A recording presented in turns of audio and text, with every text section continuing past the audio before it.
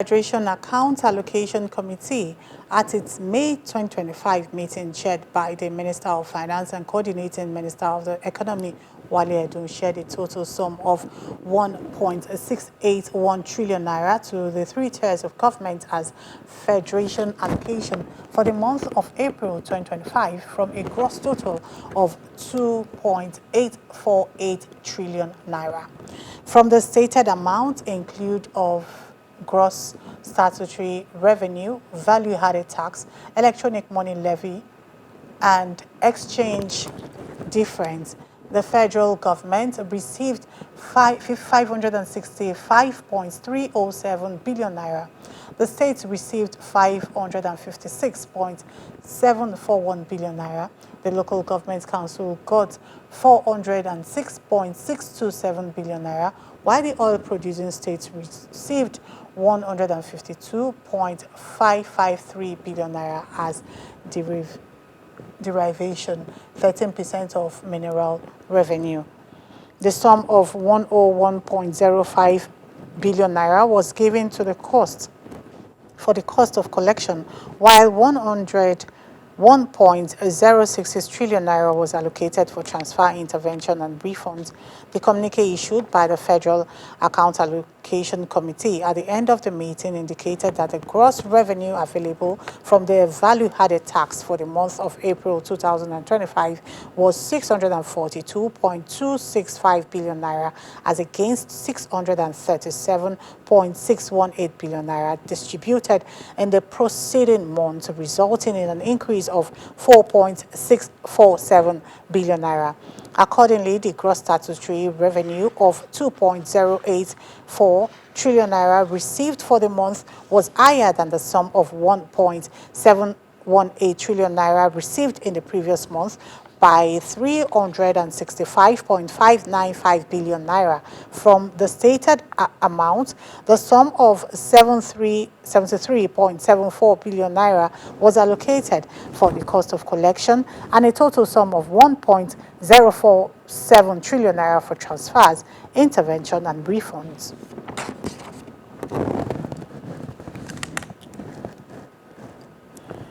Nigeria's external reserve has recorded a sustainable rebound for the first time in 2025, rising by $364 million between April 30 and May 14, 2025.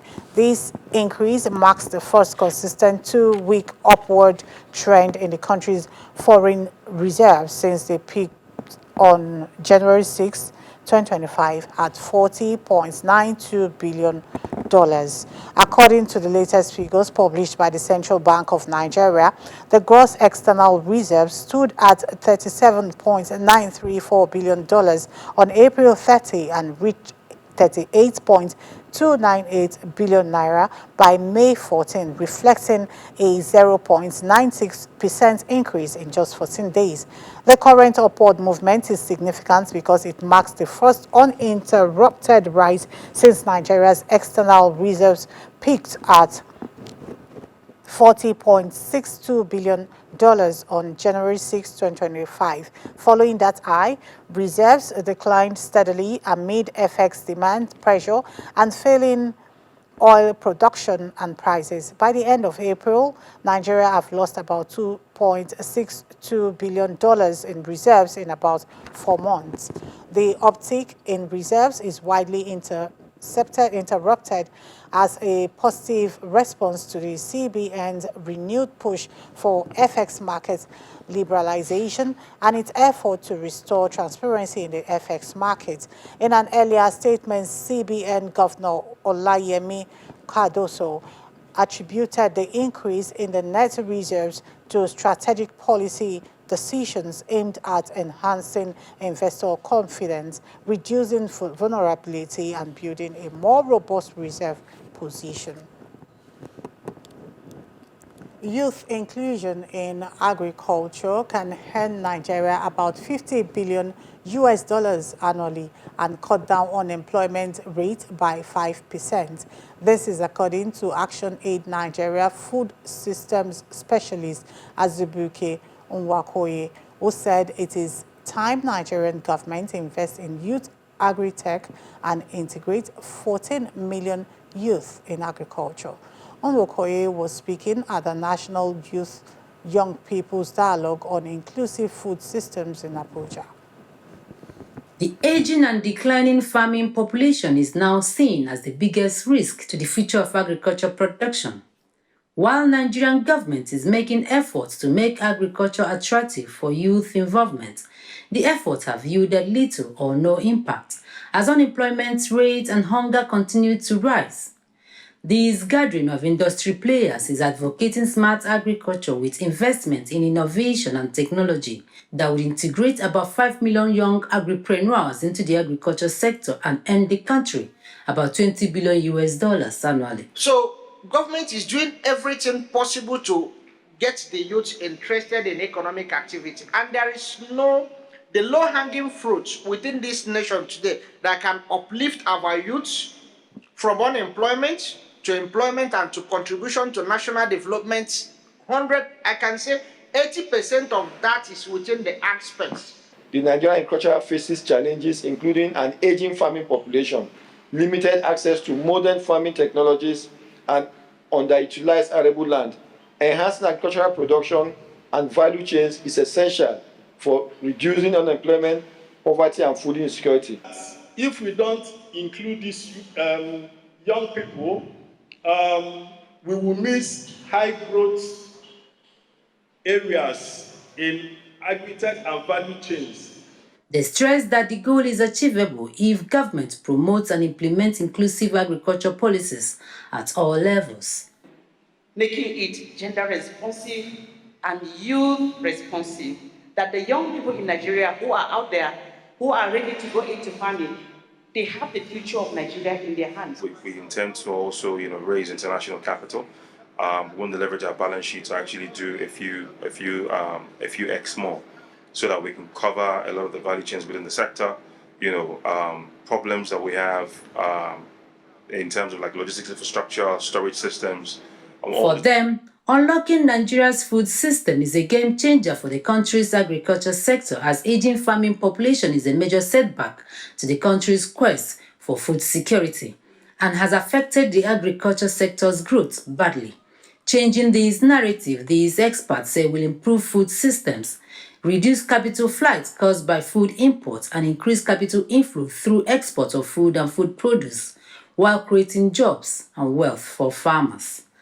Ngozi Onyejiako, AIT News, Abuja. And that's all we can take on business stories. Moving on to other stories, state governments under the control of the All Progressive Congress have resolved to drive reforms for expanding the internally generated revenue base through data-driven tax administration. In a communique issued at the end of the Progressive Governors Forum quarterly meeting of secretaries to government in Abuja, the body led by Kogi State SSG for Lashade Ayo Ade intends to achieve this through smart incentives for the informal sector, among others. SGS is resolved to drive state-specific reforms for expanding the IGR base through data-driven tax administration, smart incentives for the informal sector, improved land use and signage charges, and fiscal autonomy, while avoiding undue financial pressure on our citizens. The SSG agreed to deepen citizens' engagement in the grassroots to promote inclusive governance and transparency. National Economic Transformation Brief. The SGS is pledged to support governors in driving economic diversification, skills training, agro-processing, and local manufacturing initiatives that address unemployment and elevate micro, small, and medium enterprises. Committed to end open defecation and resolve to localize sanitation policies, partner religious and religious institutions in water and sanitation infrastructure across rural and semi-urban areas. One of the opposition political parties in Nigeria, Social Democratic Party, SDP, has commenced grassroots mobilization ahead of 2027 election as party leaders promise readiness for massive wins. The National Vice Chairman, North Central, Abubakar Dogara, said this during Zonal Caucus meeting as part of the party's preparation ahead of the next general election. Resolution at the North Central zone of the party that those people that are coming into the party are very much welcome. They will be accommodated, but we will not hand over our party to new or to decampis, complete structure of our party to those that are decamping. Say aye. Aye. Those against say nay. The ayes have it. The 2027 general election in Nigeria is rapidly approaching, and the major political parties are intensifying their preparations. Another opposition political party, the African Democratic Congress, has expressed its readiness for state and national elections. The Board of Trustee Chairman Mani Ibrahim Ahmed stated this during a National Executive Committee meeting in Abuja. We will continue to remain committed to seeing to the development of our great nation, Nigeria, as a unified and indivisible country where every citizen has the right to live in every part of this country and pursue legitimate economic business. We also want to see a nation that will continue to provide opportunities for our people to grow and to prosper in peace and in harmony. Let's go on a quick break. When we return, we'll bring you some sports stories.